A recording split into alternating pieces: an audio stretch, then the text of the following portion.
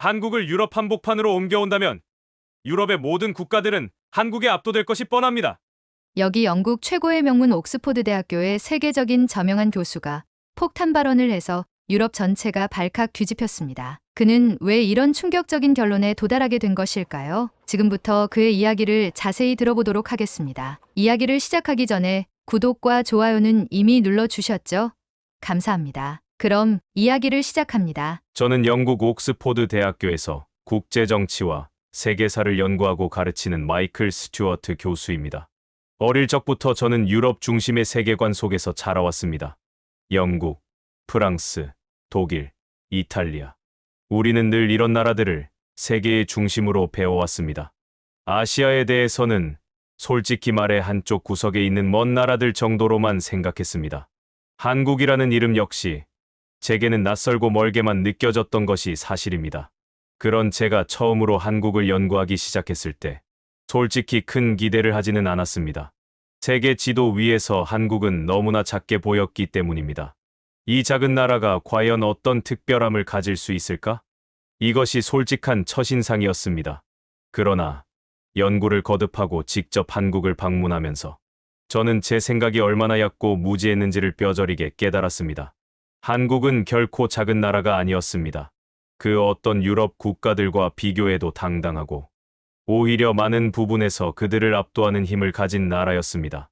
그때부터 저는 하나의 가정을 품게 되었습니다. 만약 한국을 통째로 들어서 유럽 한복판에 가져다 놓는다면 어떻게 될까? 이 질문은 저를 매료시켰습니다. 그리고 연구와 분석을 거듭한 끝에 저는 확신하게 되었습니다. 한국은 유럽 어느 나라와 비교해도 결코 뒤지지 않습니다. 아니, 오히려 많은 유럽 국가들을 압도할 수 있는 나라입니다. 처음 한국의 지도를 자세히 살펴보았을 때 저는 솔직히 그저 평범한 반도 정도로 생각했습니다. 하지만 연구를 계속할수록 그 인식은 완전히 바뀌었습니다. 한국은 지구상에서 가장 치열한 힘의 교차로 말 그대로 세계사의 전략적 중심지였습니다. 한반도는 북쪽으로 중국과 러시아라는 거대한 대륙 국가와 맞닿아 있고 동쪽으로는 바다를 사이에 두고 일본이라는 또 다른 강대국과 마주하고 있습니다. 여기에 태평양 너머에는 미국이라는 세계 최강국이 자리하고 있습니다. 세계사를 주도해온 네 강국이 서로 밀고 당기며 이해관계를 다투는 곳. 바로 그 한가운데가 한국입니다. 이런 지리적 특성은 유럽에서는 찾아볼 수 없습니다. 유럽 대륙은 다수의 중소 국가들이 밀집해 있지만 이처럼 초강대국들이 서로 직접 맞붙는 장소는 존재하지 않습니다. 심지어 유럽의 전략적 요충지로 알려진 발칸반도조차 한국처럼 네 대국이 동시에 팽팽히 맞서는 구조는 아닙니다. 이처럼 한국은 동북아시아라는 거대한 무대의 정중앙에서 수천 년 동안 대륙 세력과 해양 세력이 부딪히는 최전선 역할을 해왔습니다. 이 사실을 처음 깨달았을 때 저는 경외심을 느꼈습니다. 어찌 보면 한국은 역사의 거대한 물결 속에서 끊임없이 시험대에 올랐고 그 속에서도 민족의 정체성과 국가를 지켜낸 것입니다. 특히 주목할 점은 한국이 지정학적으로 압도적인 강대국 사이에 끼어 있었음에도 불구하고 자신만의 길을 끝까지 걸어왔다는 점입니다.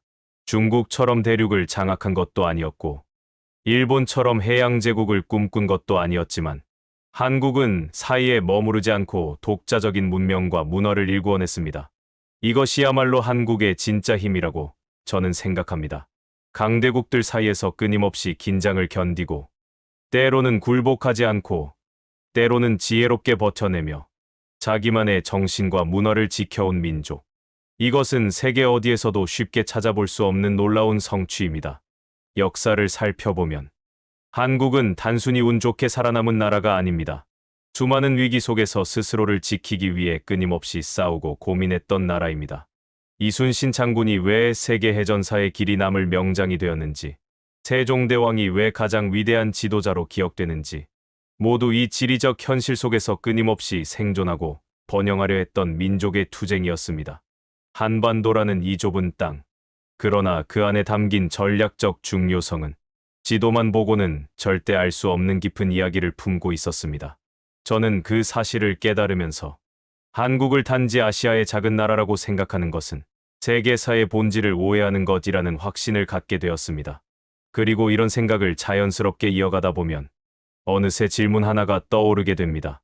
그렇다면 이 나라의 크기와 위상은 과연 어느 정도일까? 만약 한국을 유럽 한복판에 옮겨놓는다면 과연 어떤 모습일까? 한반도의 전략적 위치를 이해하고 나면 자연스럽게 또 하나의 의문이 떠오르게 됩니다. 그렇다면 과연 한국이라는 나라는 절대적인 크기 면에서도 정말 작은 나라일까? 솔직히 말씀드리자면 저 역시 처음에는 그렇게 생각했습니다. 그러나 이 생각은 실제 데이터를 들여다본 순간 산산이 부서지고 말았습니다. 제가 처음 한국의 면적과 인구를 유럽 국가들과 비교했을 때 그 결과는 정말 충격적이었습니다. 한반도의 전체 면적은 약 22만 평방킬로미터입니다. 이는 유럽의 주요 국가들인 영국, 이탈리아와 거의 비슷하거나 오히려 더 큰 수준입니다. 영국은 약 24만 평방킬로미터, 이탈리아는 약 30만 평방킬로미터입니다. 겉으로 보기에는 한참 작아 보였던 한국이 실제로는 유럽의 대표 국가들과 견주어도 크게 차이나지 않는 면적을 가지고 있었던 것입니다. 인구는 더 놀랍습니다. 현재 남북한을 합친 한반도 인구는 약 7,500만 명에 이릅니다. 이는 프랑스, 영국, 이탈리아와 대등하거나 어떤 경우에는 더 많은 수치입니다. 특히 독일을 제외하면 대부분의 유럽 국가들은 한국보다 인구가 적습니다.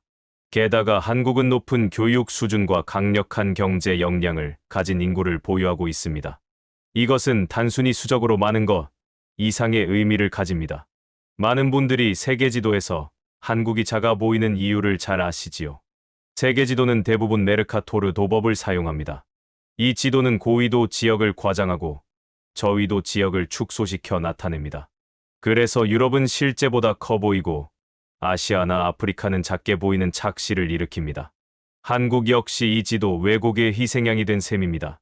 또한 한국 주변에 워낙 거대한 나라들이 자리하고 있다는 점도 오해를 부추겼습니다. 중국은 대륙 자체를 차지하는 거대한 국가입니다. 러시아는 지구상에서 가장 넓은 영토를 가진 나라입니다. 이들 대륙국과 비교하면 한국은 물론 작아 보일 수밖에 없습니다. 하지만 세계 평균적인 기준으로 보면 한국은 결코 작은 나라가 아닙니다. 한국은 유럽의 주요 국가들과 어깨를 나란히 할 뿐만 아니라 어떤 측면에서는 오히려 앞설 수 있는 나라입니다.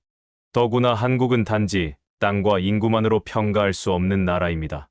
압축적인 경제 성장, 강력한 교육 시스템, 세계 최고 수준의 기술력과 문화적 파급력을 가진 한국은 이미 국가 크기 이상의 무게를 세계에 과시하고 있습니다. 제가 직접 현장에서 경험한 에피소드 하나를 말씀드리고 싶습니다. 옥스포드 대학교에서 국제 학생들을 가르칠 때 유럽 출신 학생들과 아시아 출신 학생들에게 당신이 생각하는 가장 인상 깊은 나라를 묻는 설문조사를 실시한 적이 있습니다. 놀랍게도 많은 학생들이 망설임 없이 사우스 코리아를 선택했습니다. 경제력, 기술력, 문화, 교육. 한국은 이 모든 분야에서 전 세계 젊은이들에게 가장 매력적인 나라 중 하나로 자리 잡고 있었던 것입니다. 한국은 결코 작지 않습니다. 한국은 작은 영토 안에 거대한 에너지를 품고 있는 나라입니다. 그리고 그 에너지는 이미 세계 무대 곳곳에서 분출되고 있습니다. 이런 사실을 하나하나 확인해 나가면서 저는 더욱 확신하게 되었습니다. 한국을 유럽 한복판에 옮겨놓는다면 대다수의 유럽 국가들은 그 존재감에 압도당할 것이다. 한국의 크기와 인구가 결코 작지 않다는 사실을 깨달은 뒤 저는 또 하나의 의문을 품게 되었습니다. 그렇다면 이 나라가 어떻게 오늘날과 같은 놀라운 경제적 위상을 얻게 되었을까? 왜냐하면 제가 처음 배운 세계사 속의 한국은 전쟁과 가난으로 신음하던 나라였기 때문입니다. 1950년대 초반 한국은 6.25 전쟁으로 초토화되었습니다. 전국이 폐허가 되었고 인구의 수십 %가 삶의 터전을 잃었습니다. 인프라는 무너졌고 경제는 사실상 존재하지 않았습니다. 당시 한국의 1인당 국민소득은 아프리카 최빈국 수준에 머물렀습니다. 거리는 흙먼지가 휘날렸고 사람들은 미군 구호품에 의지해 겨우 생계를 이어갔습니다. 그 시대를 직접 살아오신 분들은 기억하시겠지요. 시멘트로 만든 건물 하나 보기 힘들었던 서울거리, 손수레에 짐을 가득 싣고 밀어 나르던 장터, 연탄을 지게 지고 언덕을 오르던 겨울날의 풍경, 바로 그것이 불과 70여 년 전 한국의 현실이었습니다. 그러나 바로 이 지점에서 한국은 세계사에서 보기 드문 기적을 만들어냈습니다. 전쟁의 폐허 속에서도 한국인들은 포기하지 않았습니다. 가진 것은 거의 없었지만 그 빈손 위에 다시 삶을 쌓아 올리기 시작했습니다. 1960년대 정부는 경제개발 5개년 계획을 수립했습니다. 당시 목표는 생존이었습니다. 수출을 늘리고 외화를 벌어들이고 산업을 육성하는 것. 처음에는 농업과 섬유산업부터 시작했습니다. 그런데 놀라운 일이 벌어졌습니다. 불과 10년도 채 되지 않아 한국은 조선업, 철강, 전자산업 같은 중화학 산업에서도 두각을 나타내기 시작했습니다. 70년대에 접어들면서 한국은 세계적인 조선 강국으로 떠올랐습니다. 영국, 독일이 지배하던 세계 조선 시장을 한국이 차지하기 시작했던 것입니다. 그 당시 현대중공업이 첫 배를 건조했을 때 세계는 한국을 조롱했습니다. 가난한 나라가 어떻게 대형 선박을 만들겠는가? 그러나 한국은 보여주었습니다. 거대한 유조선이 바다를 가르는 순간 세계는 비로소 한국의 잠재력을 깨닫기 시작했습니다. 전자산업도 마찬가지입니다. 삼성과 LG 같은 기업들은 처음에는 값싼 저가 제품을 만드는 회사로 여겨졌습니다. 하지만 치열한 연구개발과 끊임없는 품질 개선을 통해 이제는 세계 최고 수준의 기술력과 브랜드 가치를 가진 기업으로 성장했습니다. 오늘날 삼성 스마트폰과 반도체는 전 세계 어디를 가도 찾아볼 수 있습니다. 이러한 경제적 기적은 결코 하루아침에 이루어진 것이 아닙니다. 수많은 보통 사람들이, 이름 없는 수백만의 한국인들이 아침 일찍 일어나 헌신하고 땀 흘리고 포기하지 않았기에 가능한 일이었습니다. 저는 옥스포드 대학교에서 학생들에게 가끔 이런 질문을 던집니다. 만약 1950년대 세계 최빈국 중 하나였던 나라가 반세기 만에 세계 10위권 경제대국으로 성장했다고 한다면 그것이 가능할 것이라고 믿겠습니까? 대부분의 학생들은 고개를 젓습니다. 그럴 리가 없다고, 논리적으로 불가능하다고 답합니다. 그러나 저는 미소 지으며 이렇게 말합니다. 그 나라가 바로 대한민국입니다. 한국은 불가능을 가능으로 만든 나라입니다. 어떤 이들은 이를 한강의 기적이라고 부릅니다. 하지만 저는 이렇게 표현하고 싶습니다. 포기하지 않는 사람들의 기적. 한국인의 저력은 경제 성장률 수치에만 나타나는 것이 아닙니다. 그 뒤에는 눈물과 땀, 그리고 가족을 위해 희생했던 숱한 사람들의 이야기가 있습니다. 버스를 타고 공장으로 향했던 청년들, 야간 학교에 다니며 꿈을 키웠던 소녀들, 한 평이라도 더 넓은 집을 위해 저축하고 또 저축했던 부모님 세대. 바로 그런 삶들이 쌓여서 오늘의 한국이 만들어진 것입니다. 한국을 유럽 한복판에 옮긴다면 단지 면적이나 인구 규모만으로 압도하는 것이 아닙니다. 그 안에 살아 숨쉬는 이 기적 같은 역사와 정신이 유럽 어느 나라보다도 더 깊고 뜨거운 울림을 만들어낼 것입니다. 경제적 기적을 이루어낸 것도 놀랍지만 저를 더욱 깊은 감동에 빠뜨린 것은 바로 한국 민족의 놀라운 지속성이었습니다. 세계사를 연구해온 저로서는 한 민족이 수천 년 동안 정체성을 유지하며 살아남는 것이 얼마나 어려운 일인지 잘 알고 있습니다. 유럽 대륙을 보십시오. 로마 제국이 무너진 이후 수백 개의 왕국과 민족이 흥망성쇠를 거듭했습니다. 현재 존재하는 국가들조차 수십 번의 국경 변동과 전쟁을 겪으며 오늘에 이르렀습니다. 영국, 프랑스, 독일조차 오랜 세월을 거치며 왕조가 바뀌고 영토가 쪼개지고 합쳐지기를 반복했습니다. 그러나 한국은 달랐습니다. 삼국시대 이후 고구려 백제신라라는 세 나라가 통일과 분열을 거치긴 했지만 7세기 통일신라 이후로 이 땅에는 고려 조선 대한민국으로 이어지는 뚜렷한 국가의 연속성이 있었습니다. 왕조의 이름은 바뀌었지만 한반도라는 공간에서 같은 언어를 쓰고 같은 문화를 공유하며 살아온 하나의 민족이 끊임없이 이어져 온 것입니다. 이런 역사적 안정성은 세계사적으로 극히 드문 사례입니다. 특히 지정학적으로 주변 강대국들의 틈바구니에 놓여 있었던 한국이 수천 년 동안 민족과 문화를 지켜왔다는 것은 단순한 생존 그 이상의 위대한 성취라고 할 수 있습니다. 그렇다면 한국인들은 어떻게 이 긴 세월 동안 정체성을 지켜낼 수 있었을까요? 저는 그 답을 한국인의 교육열과 문자에서 찾았습니다. 먼저, 교육입니다. 한국은 오래전부터 배움을 최고의 가치로 여겨왔습니다. 조선시대에는 과거제를 통해 관료를 선발했는데, 이는 출신 성분과 상관없이 글을 읽고, 글을 짓는 능력으로 인생을 바꿀 수 있다는 희망을 주었습니다. 배움을 통해 신분을 뛰어넘을 수 있다는 믿음은 수백 년 동안 한국 사회를 움직이는 힘이 되었습니다. 그리고 문자. 15세기의 세종대왕이 훈민정음을 창제하면서 한국은 세계에서도 손꼽히는 고유의 문자를 가진 민족이 되었습니다. 당시 유럽에서는 문맹률이 90%를 넘나들었지만 한글의 창제는 글을 모르는 이들에게도 배움의 문을 활짝 열어주었습니다. 한글은 단순히 글자가 아니라 한국인이 누구인가를 지켜내는 강력한 무기였습니다. 그 결과 한국은 수많은 외침 속에서도 민족적 정체성을 지킬 수 있었습니다. 몽골 제국의 침략, 임진왜란, 병자호란, 일제강점기까지 숱한 시련 속에서도 한국인은 자신들의 언어를 잃지 않았고 문화를 포기하지 않았으며 교육과 배움을 통해 다시 일어설 준비를 끊임없이 해왔습니다. 저는 한국의 역사를 공부하면서 이 나라는 단지 강한 나라가 아니라 뿌리가 깊은 나라구나라는 생각을 하게 되었습니다. 폭풍이 몰아쳐도 꺾이지 않는 나무처럼 한국은 고난을 맞아도 뿌리를 깊게 내려 더욱 단단해졌습니다. 오늘날 한국은 세계 최고 수준의 문해율과 교육열을 자랑합니다. 글을 읽고 쓰는 능력은 단순한 학습을 넘어 민족적 자존심을 지켜온 오랜 전통의 산물입니다. 그리고 이 정신은 지금도 살아 숨쉬고 있습니다. 여러분, 한국은 면적이나 인구 수치만으로 설명할 수 있는 나라가 아닙니다. 수천 년 동안 자신을 지켜온 민족적 뿌리, 그 흔들리지 않는 정체성과 문화야말로 한국이 세계 속에서 더욱 빛나는 이유입니다. 오랜 세월 동안 흔들리지 않는 뿌리를 지켜온 한국은 이제 더 이상 변방에 머무는 나라가 아닙니다. 세계사의 한복판에서 스스로 빛을 발하고 있습니다. 어쩌면 지금 이 순간 한국은 과거 어느 때보다도 세계의 강렬한 존재감을 드러내고 있는지도 모릅니다. 우선 경제 분야를 보십시오. 한국은 반도체, 조선, 자동차, 배터리 산업에서 세계 최고 수준의 경쟁력을 자랑하고 있습니다.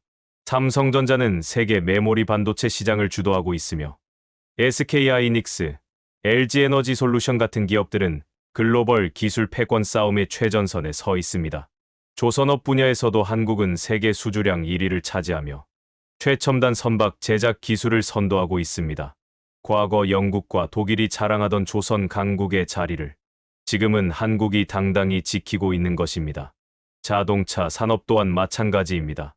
현대와 기아는 더 이상 값싼 대체제가 아닙니다. 혁신적인 디자인과 기술력으로 유럽, 북미 시장을 공략하며 전기차, 수소차 분야에서도 미래를 선도하는 기업으로 평가받고 있습니다. 이제는 독일의 프리미엄 브랜드들과 어깨를 나란히 하며 글로벌 소비자들의 선택을 받고 있습니다.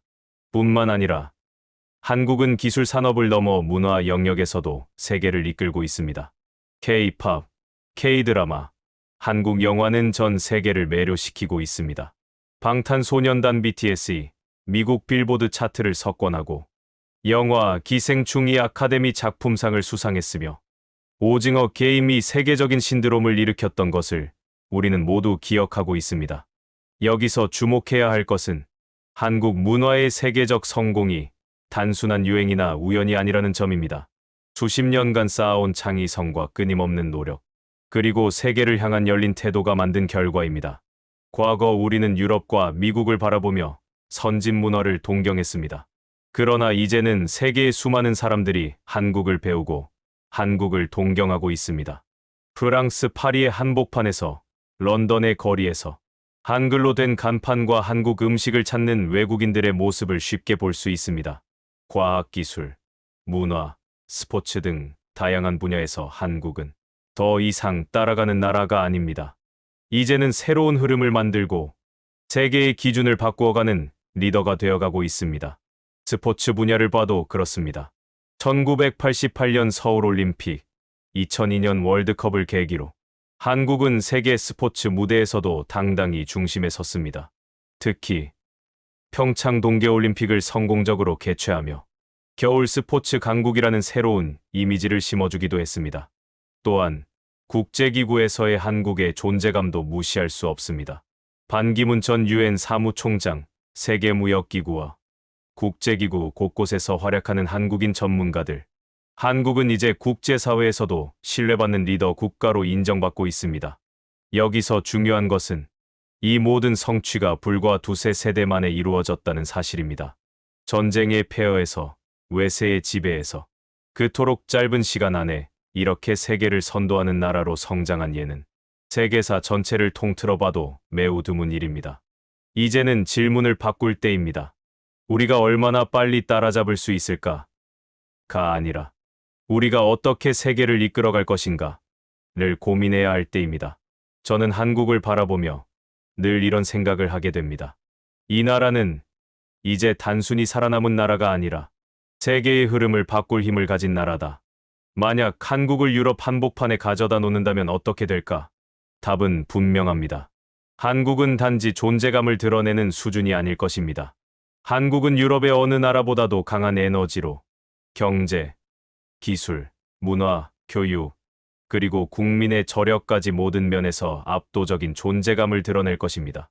왜냐하면 한국은 세계사의 험난한 파고 속에서도 자신의 이름을 지켜낸 민족이기 때문입니다.